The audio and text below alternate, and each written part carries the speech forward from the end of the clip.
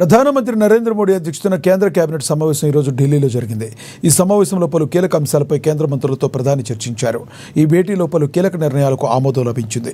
ఈ సమావేశంలో పశ్చిమాసియా సంక్షోభం, పెరుగుతున్న గ్లోబల్ ఆయిల్స్ రేట్స్, ఇంధన సంరక్షణ, work from home, online classes, బంగారం కొనుగోలు వాయిదాపై చర్చించినట్లుగా సమాచారం.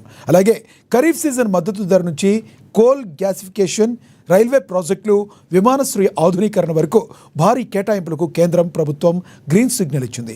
అలాగే దేశ ఆర్థిక వ్యవస్థను బలోపేతం చేయడానికి కేంద్ర ప్రభుత్వం కీలక నిర్ణయాన్ని సిద్ధమవుతుంది.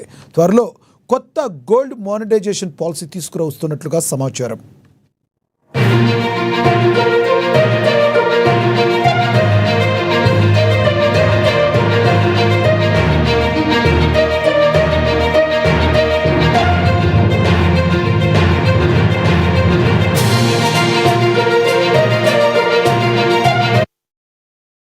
ప్రధానమంత్రి నరేంద్ర మోడీ అధ్యక్షతన కేంద్ర కేబినెట్ సమావేశం ఈరోజు ఢిల్లీలో జరిగింది.